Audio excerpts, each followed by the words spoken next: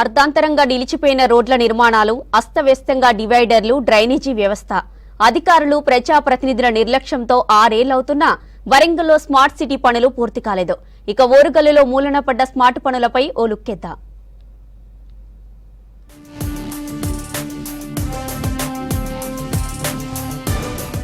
వరంగల్లో smart city పనులు ముందుకు సాగడం లేదు. వరంగల్ అభివృద్ధి, కాకతీయుల చారిత్రాత్మక కట్టడాలు, శిల్ప సంపద పరిరక్షణకు 2016 ఆగస్టులో స్మార్ట్ సిటీ కింద వరంగల్ను ఎంపిక చేసింది అప్పటి కేంద్ర ప్రభుత్వం. 2017లో 948 కోట్లు మంజూరు చేసింది.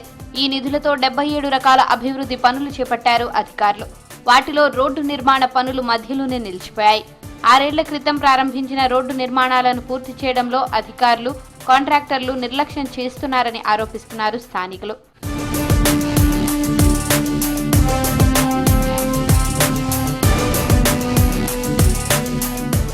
వరంగల్ ఉర్సు రంగసముద్రం దగ్గర చేపట్టిన రోడ్డు నిర్మాణం అర్ధాంతరంగా నిలిచిపోయింది. పోచం మైదాన్ నుంచి వరంగల్ చౌరస్తా మీదుగా బస్టాండ్ వరకు నిర్మించిన సీసీ రోడ్ అధ్వానంగా మారింది. వరంగల్లో ప్రధాన రహదారిగా చెప్పుకునే ఈ రోడ్లో డివైడర్ల నిర్మాణం అస్తవ్యస్తంగా మారింది. మొదట డివైడర్ల కోసం మధ్యలో స్థలం వదిలేసి రోడ్డు వేశారు. ఆ తర్వాత ఏవేవో సాకులు చెప్తూ ఆ స్థలాన్ని పూర్తి చేశారు. దీంతో డివైడర్లు లేక రోడ్డు ప్రమాదాలు జరుగుతున్నాయని చెప్తున్నారు స్థానికులు. హన్మకొండలో స్మార్ట్ సిటీ ఖచ్చితంగా డెవలప్ అయినట్టు అవుపడుతుంది. వరంగల్లో మాత్రం స్మార్ట్ సిటీ అని చెప్పుకోవడానికే తప్ప ఇక్కడ స్మార్ట్ సిటీ అభివృద్ధి పనులు లేవు. దయచేసి వరంగల్ రైల్వే స్టేషన్ నుండి పోచా మైదాన్ వరకు వయా మండి బజార్ నుండి రోడ్డు మధ్యలో డివైడర్ గతంలో నిర్వహించింది తొలగించడం వల్ల అనేక ప్రమాదాలు జరుగుతున్నాయి. రోడ్డు మీద వెళ్లే వాహనదారులు డివైడర్ లేకపోవడం వల్ల ఓవర్టేక్ చేయడం, ప్రమాదం జరగడం, స్పాట్ లో చనిపోవడం జరిగింది. ఎత్తైన డివైడర్ నిర్మించాలి. అత్యధికంగా డివైడర్లు ఓపెన్ పెట్టడం వల్ల కూడా ప్రమాదం జరుగుతుంది. ప్రతి కిలోమీటర్కు ఒకటే, అర కిలోమీటర్కు ఒకటే పెట్టాలని జిల్లా మంత్రి కొండ సురేఖ గారు మరియు వరంగల్ జిల్లా మంత్రి ఇన్ఛార్జ్ పొంగులేటి శ్రీనివాసరెడ్డి గారు వరంగల్ నగరంలో స్మార్ట్ సిటీ మీద దృష్టి పెట్టాలి. హన్మకొండ చౌరస్తా నుంచి న్యూసాయంపేట వరకు రోడ్డు నిర్మాణం చేపట్టి అర్ధాంతరంగా పనులు నిలిపివేశారు. మున్నూరు కాపు వీధి మీదుగా చేపట్టిన పద్మాక్షిగుట్ట రోడ్డు పనులు కూడా మధ్యలోనే ఆగిపోయాయి.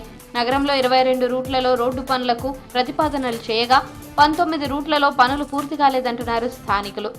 గత ప్రభుత్వంలో జరిగిన నిర్లక్ష్యాల వల్ల మనకు జరిగిన ఇవన్నీ కూడా ఈ ప్రభుత్వంలో సమకూర్చి కరెక్ట్గా చేస్తారా అనే ఒక ఆశతో నేను చెప్తున్నానండి. ఇక్కడ ఒక 10 యాక్సిడెంట్లు జరిగాయి.